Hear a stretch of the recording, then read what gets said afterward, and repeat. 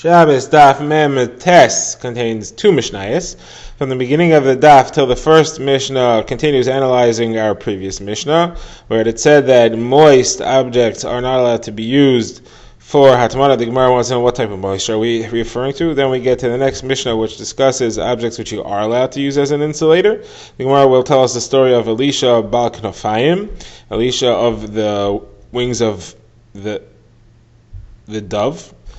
And then we get to the next Mishnah, which continues the list, and it also mentions what happens if you insulate a pot with muktzah objects. How do you get the food out? The Gemara will discuss what happens when you have objects that are not intrinsically muktzah, but somebody uses them as his trade, as his craft, and therefore he's very careful with them. Does that make them muktzah because he wouldn't use them on Shabbos? This will take us to another discussion about the 39 malachos. Why is there a list of 39? We're going to have a number of opinions, and then we'll go back to the muktzah objects that you use to insulate your pot. From the beginning of the daf until the first Mishnah, we will have one quote from our old Mishnah. The Gemara will have a question on it, and two potential proofs, both of which will be rejected for the same reason. So in our Mishnah, we had a list of items that you're allowed to use to insulate a pot before Shabbos, as long as the items are dry. But if the items are moist, then they produce their own heat, probably because they decompose, and therefore you wouldn't be allowed to use them to insulate a pot before Shabbos, just like you're not allowed to use anything which produces its own heat before Shabbos as a pot insulator. So on the list we had straw, grape skins, the ball of the fibers that are used to stuff cushions, and grasses. So the Gemara wants to know what does this mean when we say that you're allowed to use them dry but not wet? What moisture are we referring to? We're referring to their own internal freshness, their own internal moisture?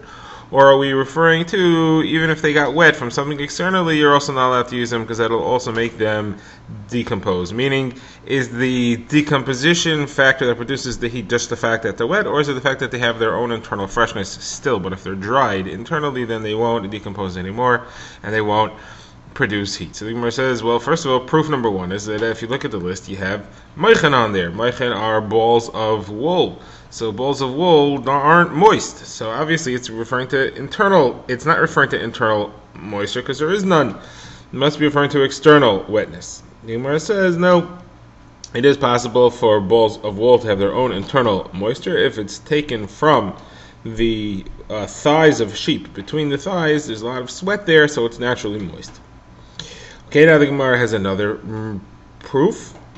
We have a brisa that says you're allowed to insulate with dry clothing and dry fruits, but not moist clothing or moist fruits. Again, clothing cannot naturally be moist.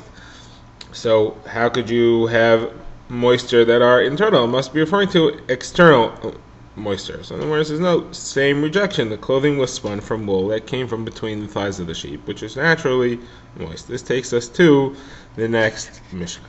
Now we have a Mishnah. This is the second half of the first Mishnah in the chapter. The first one had listed items which you are not allowed to use to insulate a pot before Shabbos because they generate their own heat.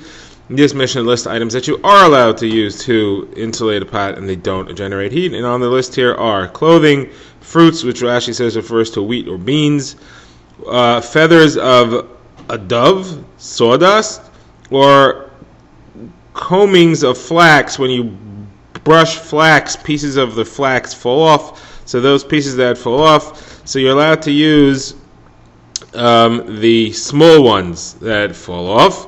Rabbi Yehuda says only small ones, but if you have big ones, you're not allowed to use them. The Gemara will explain Rabbi Yehuda. So the Gemara begins by discussing a halacha that's not related to anything. It's tefillin. And the reason why it's here is because it's going to bring us to a story which will discuss the feathers of the dove, and then we'll clarify Rabbi Yehuda, and then we'll get to the next Mishnah. So the halacha is as follows. In order to wear tefillin, you have to maintain your body in a clean state. So the Gemara asks, what does it mean, clean body? So Abaye says it means that he should not pass wind while he's wearing them, and Rava says Well, anybody could do that. Anybody could make sure that they don't pass wind. It means make sure you don't fall asleep, in order that you shouldn't pass wind or have other contaminations while being asleep. Now, the Gemara says that in order to wear tefillin, your body has to be as clean as Elisha of the wings. The Gemara says, why is he called Elisha of the wings? This person had a very clean. So the Gemara says the story is as follows: the Romans at some point had a decree that Jews are not allowed to wear tefillin. Anybody who wears tefillin will be caught and have his brain gouged out from the place where the tefillin rests. So Elisha was not interested, and he defied the order, and he wore his tefillin on his head in full view in public. And then one day he was spotted by a magistrate, and the officer chased after him, and he ran away. So he took his tefillin off as he was running, and he held them in his hand. So the officer caught up to him, and he said, "What's in your hand?" And he said, "Oh, that's just wings of a dove." So he said, "Let's see." He opened his hand, and lo and behold, his tefillin had turned into wings of a dove. And that is how he was saved. The Gemara now asks, why is it that his tefillin had turned into the wings of a dove as opposed to a different bird? The Gemara says because the Jewish people are compared to the wings of a dove, like it says in the pasuk in Tehillim, Kanfa Yoina Nechba by Kesef, the wings of a dove are covered with silver. Just like a dove fights with his wings and is protected with his wings as opposed to other birds that fight with their beaks, so the Jewish people are protected by the mitzvahs, the commandments, which are our wings. And that's why his tefillin were appropriately turned into wings of a dove. Okay, now the Gemara goes back to the Mishnah. The Mishnah had quoted Rabbi Yehuda. Rabbi Yehuda had said that if you have thin ones, it's usher, but thick ones are mutter. The Gemara says thick what? What is he referring to? Is he referring to flax combings, or is he referring to sawdust? The Gemara says, well, we have a brisa that he says clearly he's referring to flax combings. He says that thin flax combings are like fertilizer, and they add heat, and therefore you cannot use it to insulate a pot. Now we get to the next Mishnah, which discusses what happens when you insulate a pot with muktzah objects. How do you then have access to the pot, and how do you return the pot? So the Mishnah says that you're allowed to insulate a pot on Friday before Shabbos with animal hides or with wool shearings. Now the animal hides are not muktzah because you could use them as a rug, but the wool shearings are because they're generally set aside to be spun into thread. Yeah, so how do you get access to your food if your pot is totally covered with wool shearings on all sides? So Gemara says, first the Tana Kama says you can grasp the handle, which usually sticks out of the shearings, and lift it off. You'll indirectly cause the wool shearings to fall off, and that's okay. You're allowed to move muktzah indirectly by moving something else. The ending verse says, how do you get the pot out of the box? So Rabbi Elazar ben Azariah says you should just tilt the box and pour your food out that way, because otherwise, if you take the pot out of the box that has the shearings in it, you're going to end up with the shearings will fall to the bottom of the box. You won't be able to put the pot back in. So just tilt the whole box with the pot in it and leave the pot wrapped on the sides and the wool shearings. That way you could keep food in it warm for your next meal. So the Chachamim say, no, you could take it out, and if the wool shearings don't fall, then you could put it back in the space that was still there, you can return it. Now, the Gemara will explain what exactly is the machlokes between Rabbi Elazar ben Azariah and the Chachamim. Now the Gemara begins with two discussions that were had by a group of Amoraim sitting together. The first one was about our Mishnah. The Mishnah had said that the hides, the skins of an animal, are not muktzah because you could use them to rest on. So there's two possible situations might be referring to. It might be referring to the skins that refer to a Baal Bayis, a householder, somebody who happens to own skins. Those are less valuable and are more likely to be used. They're more functional. You can use them. However, if somebody is an animal skin craftsman and he makes rugs, so a person is usually more particular about the tools and the materials of his trade. He keeps them clean, he keeps them neat, he doesn't want them to be used, he wants to be able to sell them. So possibly those would be muktzah for the reason that they're intended to be sold. That's what we would call muktzah machmas chisaron kis. You keep it set aside, you don't want it to get ruined. And therefore maybe craftsmen's hides are muktzah? This is a question that was discussed by Rav Yonasan ben Achinai, Rav Yonasan ben Elazar, and Rav Chanina bar Chama were sitting together, and they were saying, this that we said that hides are not muktzah, is that only a person's own hides, or even if somebody's a craftsman and he produces leather or hides, are his hides also considered not muktzah because you might be interested in using them. You don't care about them getting ruined. So the Gemara says it's a machlokes. Rav Yonasan ben Elazar said the craftsman is careful with his materials and therefore it's muktzah. He would not use them on Shabbos. Rav Chanina bar Chama said no. Rabbi Yishmael bar Rabbi Yosi said my father was a tanner. He was a craftsman with hides and he used to sit on them. He wasn't careful that they should stay set aside in his workshop. And therefore, it's not muktzah. So now the Gemara brings a couple of proofs to the two sides of the discussion from various different mishnayos, and ultimately concludes that it's machlokes tanaim. So the first proof is about a similar material, boards of wood. Boards of wood could also belong to a householder as his own personal wood, or it could also belong to a craftsman. So you'd have the same question there. We have a brisa that clearly says that boards of wood are if they belong to a householder, they're not muktzah, because you don't care about them. But if they belong to a craftsman, a carpenter, then they are muktzah, because you wouldn't want them to get ruined, and you wouldn't use them as a breadboard, unless you had in mind before Shabbos to use it as a breadboard to serve bread to your guests. So the Gemara says this is not a proof.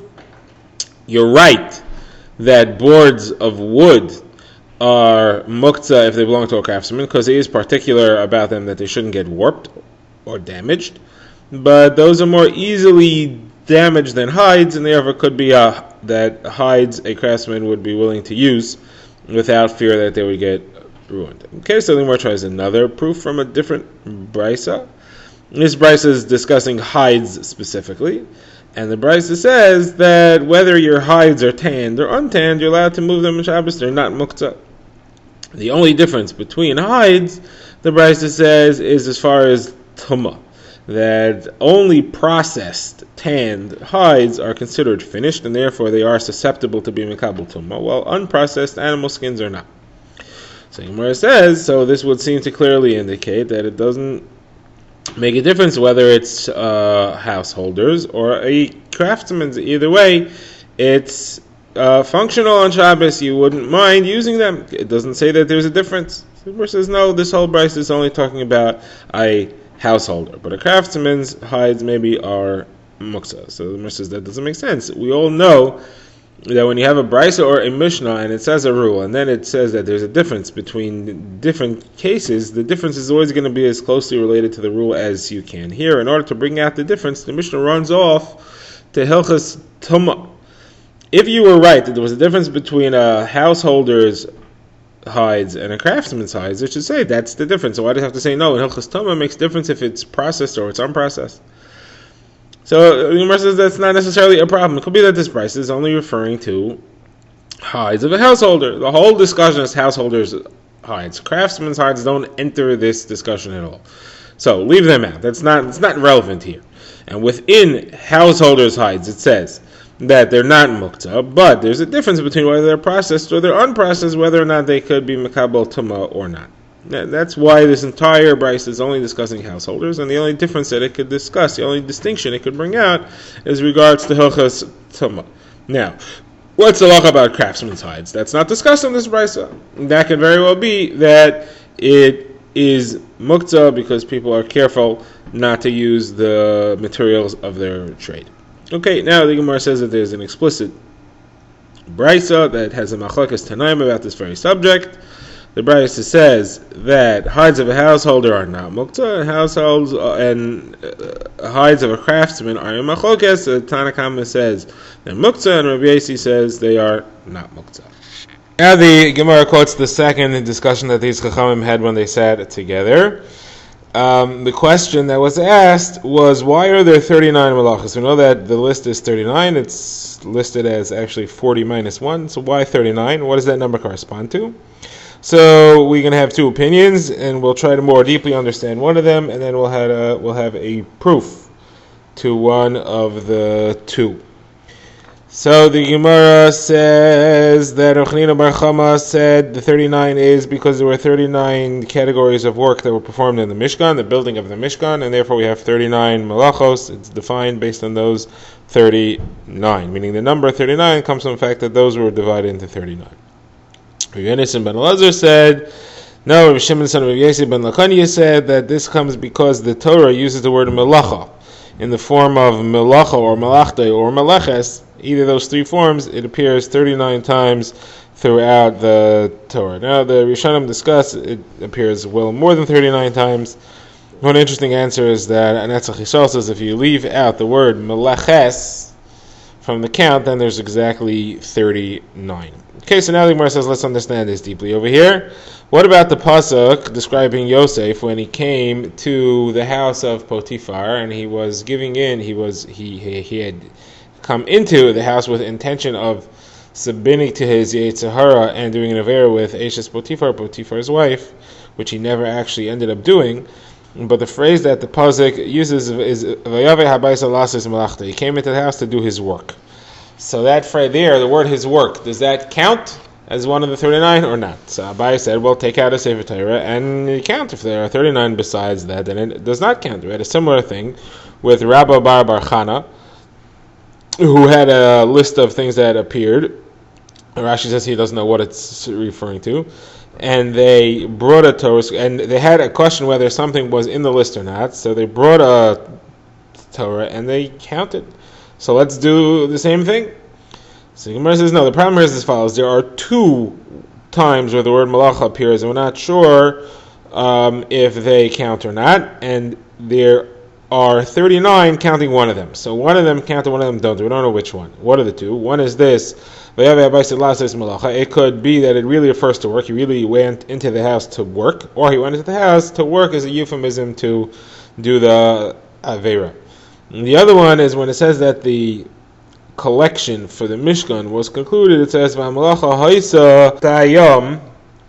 work for the Mishkan was enough. That can mean that the work was enough, or it can mean that the task of collecting funds and supplies was enough. So which one counts, which one doesn't count, we don't know which one. The Gemara says the question remains unresolved. Okay, now the Gemara brings a proof to one of the 2 opinions. The Gemara has a brisa which clearly says that the 39 malachos correspond to the 39 labors in building the Mishkan. And the brisa says as follows, that the only type of work for which you are violating Shabbos is that which was done in the Mishkan. In the building of the Mishkan they planted, so you can't plant. They harvested, you can't harvest. They carried the boards from a Rishos HaRabim to a Rishos Yachid, meaning from the floor of the desert onto the wagons. So you can't do that. They took them off the wagon by carrying the boards from the wagon onto the floor, so you can't do that either. They carried it from wagon to wagon, so you can't transfer from Rishos Yachid to Rishos Yachid. All these things are malachos. Which is, hold on a second, Rishos Yachid, that's not a malacha. There's nothing wrong with that. Midairesta, that's okay.